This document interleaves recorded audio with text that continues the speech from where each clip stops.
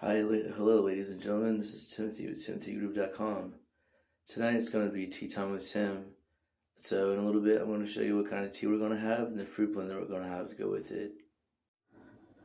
Today we're going to do a green tea with dried apricot. I think it's chunmei with dried apricot provided by Nutstop. I got myself this little nifty doodad to see if it's going to save me some time. Therefore, I'm still cutting it by hand, but hopefully it'll save me a little bit of time doing so. So it's actually going to be my first time. I just washed it, but we're going to throw a couple of apricots in here and give it a spin. Literally. Alright. Oh, that might be too many. Let's get a few of those out of there. Alright. And then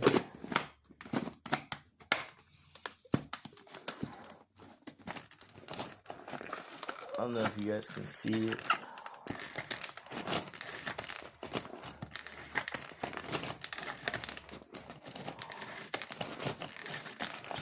Definitely, I think apricots might be a little bit harder to chop than other fruits, but it's getting there. You can kind of see a little bit. It's getting there. So we're just going to give it a little bit of work. Let's see how it goes. I might have to cut it even more by hand.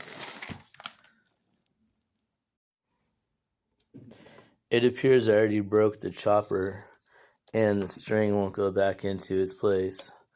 But there we have it. So I'm either going to get a larger tool or continue to do it by hand. But we got most of the way done before I decided to break it. So really awesome. Thankfully it's my first day, so hopefully I got the receipt somewhere. But there we go. But we're going to be done almost in just a little bit.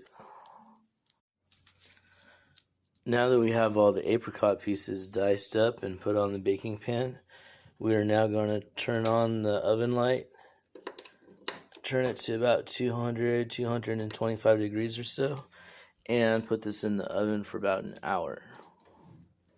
So the reason why we're putting this in the oven at a low temperature is to dry out any more moisture that may be in there. So that way it's suitable for a long shelf life with the mixed tea.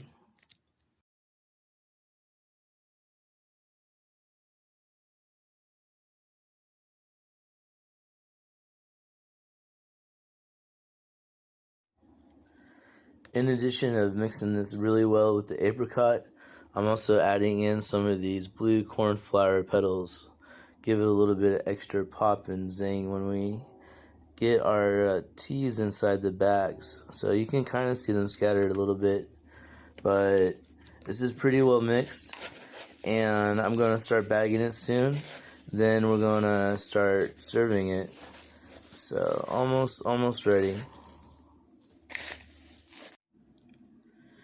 You want to fill your infuser with either one of the spoons that comes with my tea bags or a spoon you have at home, but only fill it about halfway. And then we're going to use our heart-shaped clasp today. Literally all you do is clasp it and it is ready to go. We're going to put that inside of our cup. Add some boiling hot water.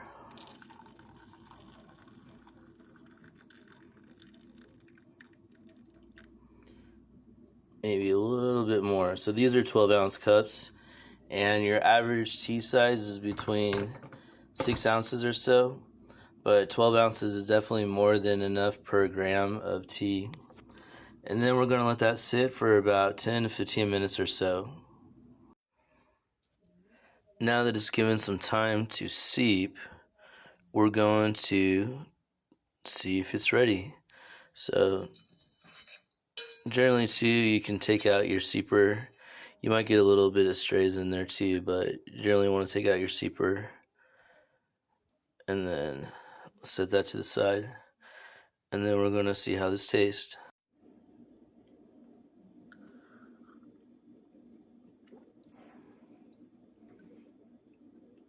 although the color wasn't there. So I thought you can taste a little bit of the apricot and a slight taste of the green tea. So for some reason I look like I just had a nap, but it's all good. Anyways, yeah, apricot green tea, pretty good. It's definitely nice and refreshing too. So, because I know last week we did the herbal tea, the cranberry hibiscus, and that was nice. But definitely it's nice to go back to the green tea. And so let me see if you guys can see that. There you go. And so it's doing all right. So the you can't taste the apricot like over the green tea, but it's definitely like a subtle hint there. And so soon I'm going to start dehydrating fruits of my own, so it's going to be a lot more of my own handcrafted too. But I got to do a couple of experiments on that first. Also, too, I did get my hand crank chopper to work again. I popped it open with a screwdriver, filled with some of the screw pieces, and now I got it to work again. I figured since it was a manual device, it shouldn't be too difficult, right? So thankfully, I got it working again. The first time though that I put it back together, I think it was upside down, so it wasn't working. But after I flipped the little screw pieces, it ended up working well. Unfortunately, too, the allergies have been horrific today. So I already took a Seneca and Allegra, but my eyes still itch. I'm still feeling it like congested.